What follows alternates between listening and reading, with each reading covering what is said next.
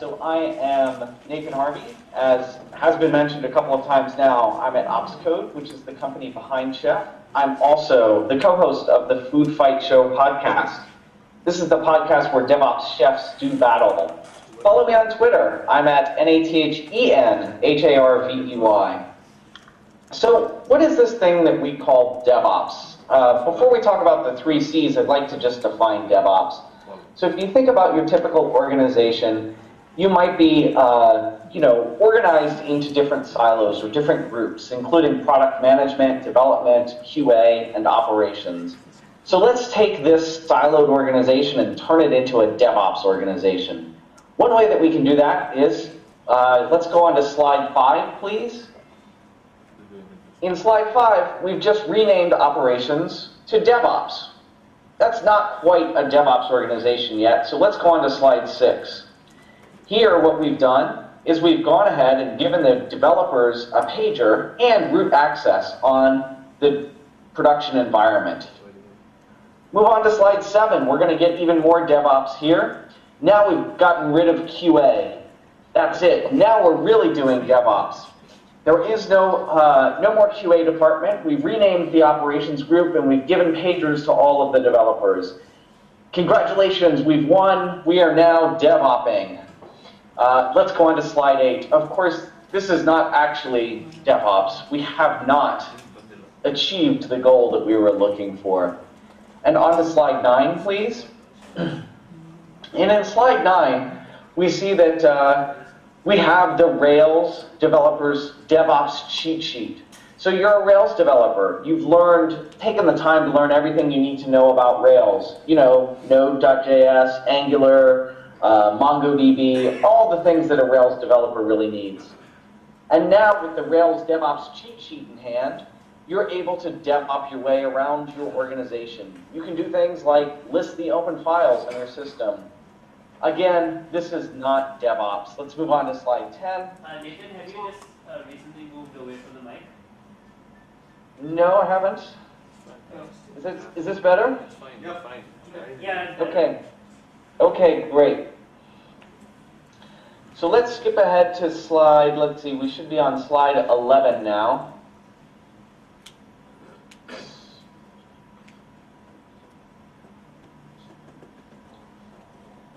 So slide 11, DevOps is not a new name for system administration or operations. DevOps is not a tool and it's not a team. Let's go to slide 12, please. So DevOps is a cultural and professional movement. It's the idea of development and operations working together towards a common goal and leveraging ideas and processes from other industries to create awesome customer experiences. So what are the 3 C's of DevOps? Slide 13, please. The first C that you might think of when you think of DevOps is culture. When you come to DevOpsDays conferences, culture is a common topic. So it makes sense that culture would be one of the 3 C's. Slide 14, please. In slide 14, we see that we've added continuous delivery. So another common theme of DevOps is continuous delivery. This must also be one of our 3 C's. And then slide 15, please. Of course, I work at OpsCode, so Chef must be one of the 3 C's of DevOps, right? Let's go to slide 16. Actually, all 3 of these C's are important to DevOps, but these are not the 3 C's that I'd like to discuss with you this morning. Slide 17, please. The 3 C's I'd like to discuss are character, communication, and community. These are the 3 C's of DevOps that I'd like to explore today. As we look at these 3 C's, though, and let's move on to slide 18, please. As we look at the 3 C's, and as you complete your journey over the DevOps days in India, you will realize that you will reinforce culture with technology and vice versa. Slide 19, please.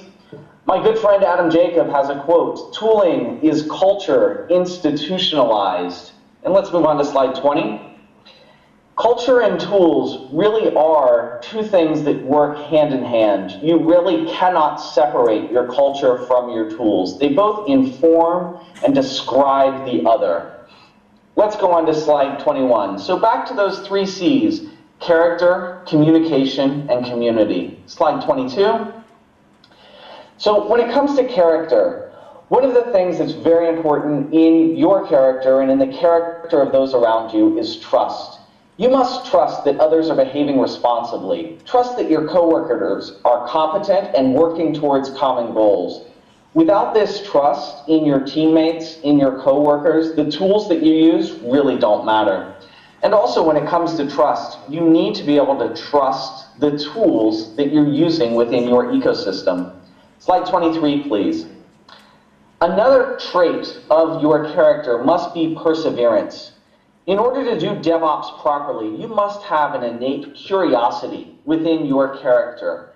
You must look at yourself as a learner, not necessarily as a student. When it comes to learning new technologies, you don't necessarily just go to training. What you need to do is approach the new technology as a learner, not as a student. The subtle difference there is that the responsibility for learning this new technology lies with you, lies on you, not with the trainer in the room. Perseverance also comes into play when we talk about troubleshooting.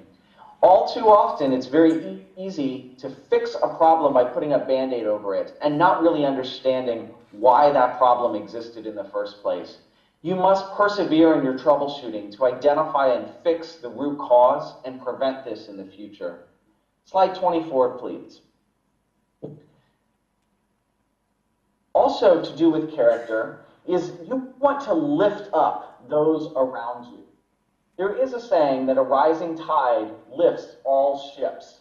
Mentor those that are around you. Mentor your coworkers and your teammates. Help everyone out. And also, don't be afraid to hire someone on your team who's smarter than you. By bringing someone else who's smarter onto your team, again, you will rise up and lift up the entire organization. Slide 25, please. Also, part of your character must be respect. You really don't have to like each other, but you do need to recognize contributions of others and treat each other well. And you need to go beyond this respect to slide 26, please. Empathy. You really have to have empathy when it comes to dealing with your coworkers. You have to fully understand and be aware of their conditions, their thoughts and feelings. Slide 27. So if we think about character, our first C, the big things that I'd like to think about there are trust, learning and curiosity, perseverance, mentoring, respect, and empathy. Slide 28, please. When we think about DevOps in practice, there are a number of character traits that we can see. Test-driven development, automated deployment, hack days, incident management, postmortems.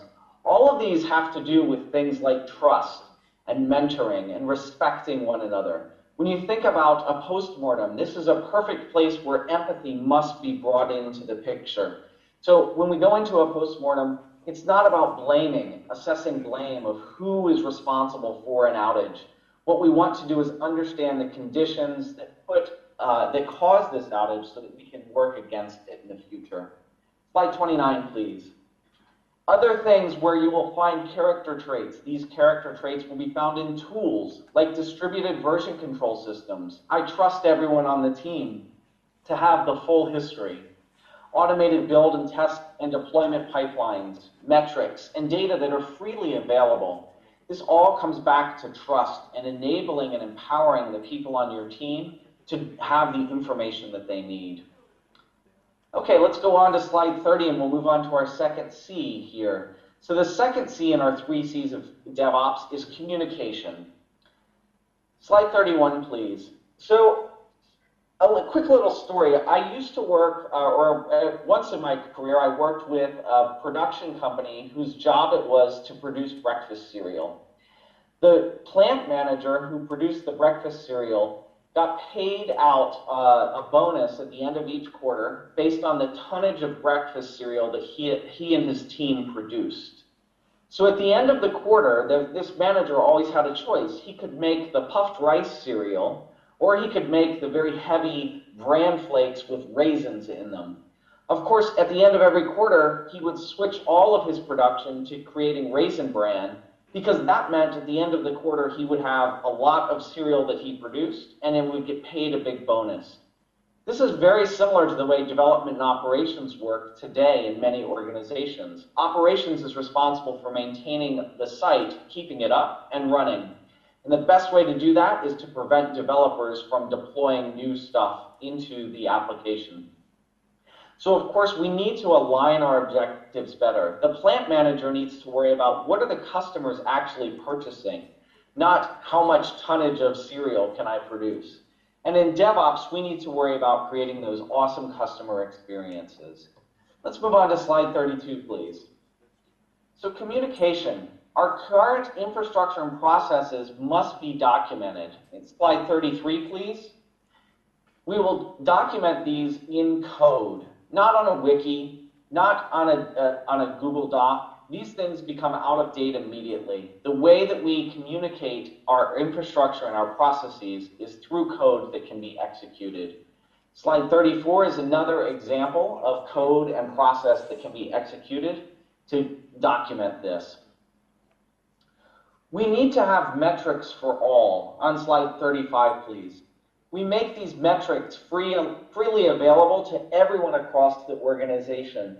The metrics must include operational metrics. They must include development metrics. Is my build currently working or is it currently broken? And they must include business metrics. Are my customers, how much money am I making this hour? How many transactions are flowing through my system? Slide 36, please. A great way to encourage a DevOps culture is to have your teams sit together. Put development and operations in the same room. They will participate in conversations with one another. They'll be able to hear what's going on and help inform decisions. Slide 37, please. In addition to sitting together, you should eat together. Development and operations and the business get to know each other on a social level. When an incident happens, you're going to be able to rely on knowing more about the characteristics and the individual personalities of everyone on your team. You can do this by eating together. Get together in social arenas. Slide 38, please. Hang out by the water cooler. Now, the water cooler in today's business world may not actually be the water cooler where you go and stand to get your drink of water and discuss the evening's activities or what you did over the weekend. This water cooler may be your group chat technology, IRC, HipChat, Campfire, things like this. Encourage folks to communicate there. Slide 39. You need to think about alignment. Is your work aligned with the objectives of the business? And how do you know? Everyone on your team should be able to answer this question. How does my work matter to the business? How does this task that I'm working on help the customer experience be more awesome? Slide 40, please. Within our businesses, within our communities, we need to stop tolerating assholes. Slide 41. So this is a book called The No Asshole Rule, Building a Civilized Workplace and Surviving One That Isn't. We really need to be treating each other with respect. You might be an asshole if, after encountering you, people feel oppressed, humiliated, or otherwise worse about themselves. Or if you target people less powerful than yourself. Let's move on to slide 42, please. Slide 42 is about effective communication. So we're going to shun the assholes in our organization, but maybe sometimes you feel like an asshole, or you do find yourself with some of those traits. How can you effectively communicate? The first thing to do is lead with questions, not with statements. If something isn't to your liking, don't simply come out and state that it isn't to your liking. Ask why it is the way it is. Perhaps there are historical or organizational reasons that cause this thing to be that way. You also need to understand the effort and time that others have invested in a particular technology or process, and avoid the passive-aggressive snark. Unfortunately, one of the places where we all communicate is Twitter, and this is one of the worst mediums for effective communication. It's very easy in 140 characters to let out the passive-aggressive snark, and very difficult to have absolutely good communications there. Let's move on to slide 43, please. So communication, we have coded our infrastructure and our processes. We have metrics for all. We are located next to each other. We've aligned with our business objectives, and we follow the no asshole rule. Slide 44. So if we think about this communication, our second C, how do we see this in practice in DevOps organizations? One way that we see it is through game days. A game day is where we will intentionally plan on taking out part of our infrastructure so that we can see how the team responds. We call these drills or game days. We have an opportunity here to practice our incident management. We need these communication skills as well when we are in the midst of an incident. And then, of course, we'll bring these communication skills into our postmortems so that we can prevent incidents in the future. Slide 45, please. In our tools, we see communication. Infrastructure as code tools. When you're using Chef to document your infrastructure as code, your developers can go and read the infrastructure code. Your operators can read the application code. Everyone can share this code for a very clear understanding of the way the infrastructure and the applications work.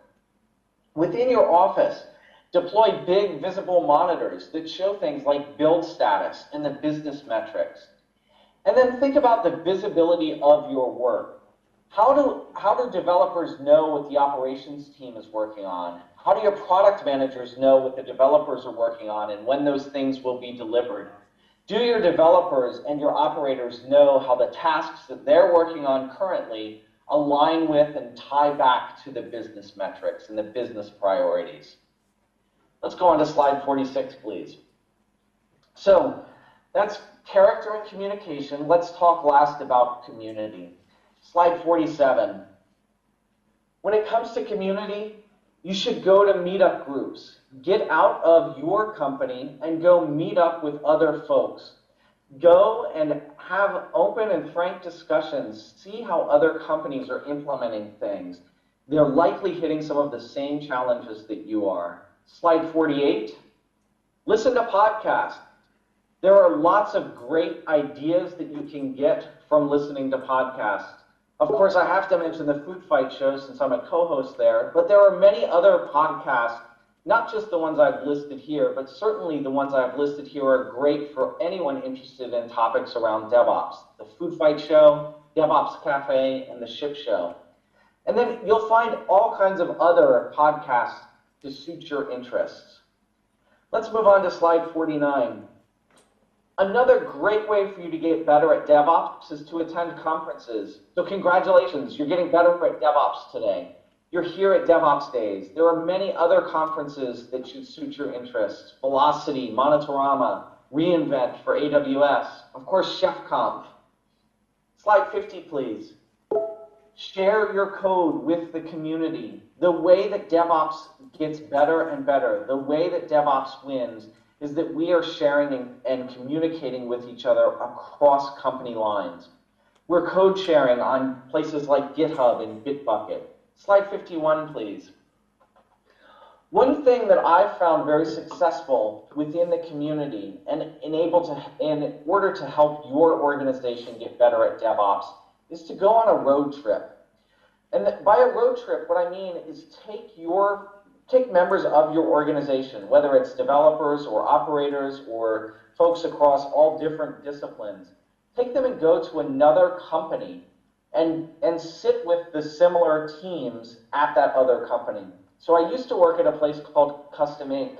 I took my operations team on a road trip up to Etsy, and we sat with their operations team. We discussed how we run our business, how IT runs at Custom Inc., and we got to see firsthand how IT ran at Etsy. By taking my team on a road trip, we were able to bring back lots of great ideas and really improve the way that we were building and managing our IT across the organization. And then slide 52, please. You can take this idea of a road trip a little bit further and go to an engineer exchange. So here the idea is that you would take an engineer, maybe Ranjiv would come from PagerDuty, and he would work with you at your company for 2 or 3 weeks. You would work shoulder to shoulder. He would help you with some task or some project that you were working on, sharing his experience and his thoughts and ideas around how to improve that. After these 2 or 3 weeks, he would go back to PagerDuty, and then maybe a month later, you would go and join him at PagerDuty, where you could participate in a similar thing. So this idea of exchanging of ideas and really just sort of immersing yourself in the culture and the practice and the process of another organization, and then bringing those ideas back to your own, can really help you level up your DevOps within your organization.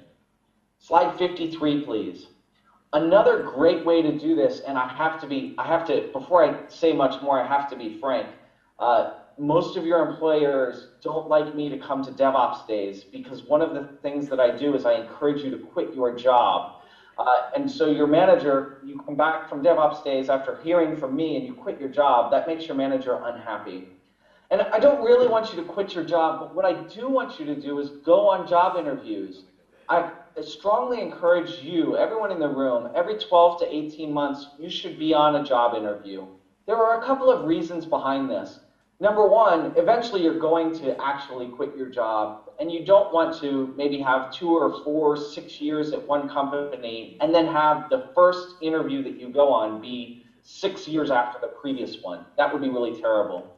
So go on job interviews on a regular basis. This will help you keep your interview skills up to date. But by going on a job interview, you also get a nice exposure into the way that another company is running their IT organization. During a job interview, managers in the teams that you interview with are usually pretty frank about the challenges that they face and the ways that they're trying to overcome them. Of course, also, if you are a manager and you're going on job interviews, you'll get better insights into how other organizations are completing those job interviews, and you may be able to improve your own screening processes. Slide 54, please. So with community, think about meetups, podcasts, conferences, code sharing, road trips, engineer exchange, and job interviews. Take what you're learning about DevOps, take the culture and the tools, and bring them out into the community and share with the community. Slide 55, please. So in practice, what does this mean? How do we see community in practice? Well, companies hosting meetups and encouraging their employees to attend meetups, whether those meetups are on site or at another company. Have viewing or listening parties for conference videos. Maybe your company can't afford to send everyone to Velocity. That's okay. They put up all of the videos from those talks. Get together over lunch and watch video or two, a keynote presentation or 3, and discuss those within your group. How about a book club? There are plenty of great technology books out there. Pick one up and discuss that over lunch. Hopefully your company has scheduled hack days or 10% time where you and your team can get together, hack on a new project, learn some new technology, and perhaps contribute it back to the community so that you can be a participant within the DevOps community. Slide 56, please. The tools that you'll see for community, mailing lists, discussion forums, all of these are great places for you to share ideas and knowledge with those in the community. Put stuff on GitHub and Bitbucket, share your code, and of course Google Hangouts. Of course, I'm a remote worker.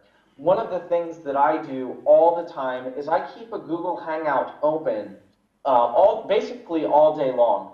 My coworkers, although they aren't in the same room with me, know exactly how to contact me and can contact me face-to-face and see the video. We can have very rich interactions by having them just come into my Google Hangout, right into my office. Do a Google Hangout, stream it to YouTube, share it with others. The conversation that you just had is probably interesting to people outside of just the people that were involved in that conversation. Slide 57. So to recap, the 3 C's of DevOps are character, communication, and community. And slide 58. Remember that your culture will reinforce the technology choices that you make. And your technology choices will reinforce your culture. Slide 59, please. So if you are interested in changing your culture or improving your culture, it may mean that you change your tools. It may mean that you change your processes, because these things are really intertwined and truly cannot be separated.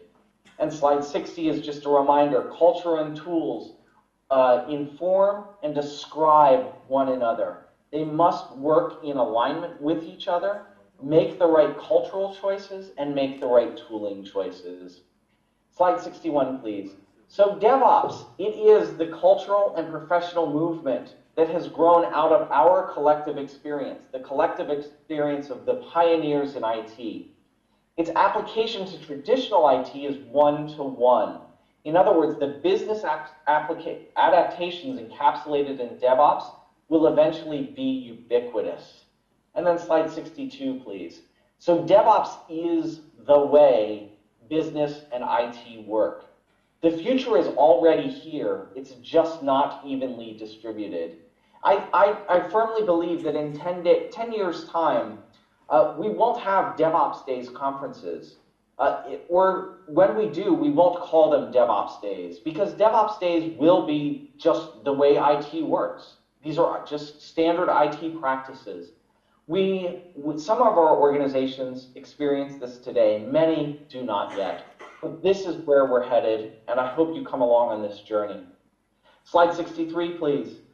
So thank you. My name is Nathen Harvey. I appreciate your dealing with our technical difficulties here as we get going.